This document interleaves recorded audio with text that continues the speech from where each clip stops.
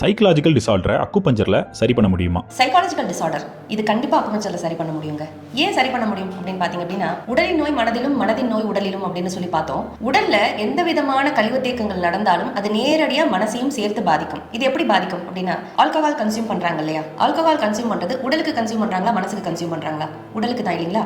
அப்போ உடலுக்கு கன்சியூம் பண்ணும்போது ஏன் மனசு தடுமாறுது, ஏன் அவங்களால நிலைத்தன்மையோட பேச முடியல? இன்னொரு சேயிங்ஸ் இருக்கு, குடிகாரம் பேச்சு பொழுது விடிஞ்சா போச்சு அப்படிம்பாங்க. நைட் என்ன பேசினாங்க, குடிச்சிட்டு என்ன பேசினாங்க அப்படிங்கிறதே அவங்களுக்கு மறந்து போயிடும். இப்போ உள்ள கான்செப்ட்லாம் பார்த்தீங்கன்னா, லிக்கர் சாப்பிட்டா வந்து தைரியமா பேச முடியும், எதுவாக இருந்தாலும் கன்வே பண்ண முடியும், அதனால லிக்கர் சாப்பிட்டு வந்தேன் அப்படின்னு சொல்லிட்டு ஜென்ரலாவே சொல்லிட்டு அது லிக்கர் கன்சியூம் பண்ணிட்டு அதை ஒரு சாக்கா வச்சு பேசுறவங்களாம் இருக்காங்க. பட் அது நடக்குமா அப்படின்னா அந்த மாதிரியான சாத்தியங்கள்லாம் கிடையாது. ஆனா இதை பொறுத்த வரைக்கும் பார்த்தீங்க அப்படின்னா, உடலுக்கு லிக்கர் நீங்க கன்சியூம் பண்ணும்போது ஆட்டோமேட்டிக்கா மனசு எப்படி நிலை தடுமாறுதோ அதே மாதிரி உடல்ல இருக்க லிக்கர் வெளியில போயிடுச்சு அப்படின்னா மனசு தெளிவடைஞ்சிருது இல்லையா? அதே மாதிரி தான் உடல்ல தேங்குற எல்லா உறுப்புகள்லையும் தேங்குற கழிவுனால மனசு ஆட்டோமேட்டிக்கா நிலை தடுமாறிக்கிட்டே தான் இருக்கும். ஒன்றும் இல்லை, இன்னும் கொஞ்சம் சிம்பிளா சொல்லணும் அப்படின்னா, நீங்க ரொம்ப அதீதமா கோவப்பட்டோ இல்ல பயந்து ரொம்ப பயப்படும் போது எப்படி ஆகும் பாத்தீங்கன்னா, கை காலெல்லாம் சில்லிட்டு போகும். பயம் அப்படிங்கிறது மனசுல தோன்ற ஒரு விஷயம். ஏன் கை காலெல்லாம் சில்லுன்னு ஆகுது அப்படின்னா, உடலும் மனமும் ஒண்ணு அப்படிங்கிறது இங்க நீங்க புரிஞ்சுக்கலாம்.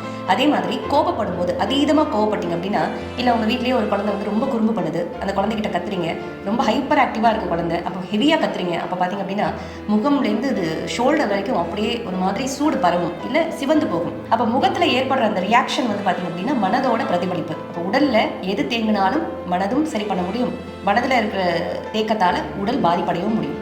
இது ரெண்டுமே சாத்தியம்தான். அக்குபஞ்சர்ல சைக்காலஜிக்கல் டிசார்டர்ஸ் எந்த மாதிரியான டிசார்டரா இருந்தாலும் கண்டிப்பா சரி பண்ண முடியும். உங்கள் உடல் மற்றும் மனம் சார்ந்த எல்லா விதமான நோய்களிலிருந்தும் முற்றிலும் விடுதலை பெறுவதற்கு காஸ்மோ கிளாசிக்கல் அக்கு ஹீலிங் சென்டர்.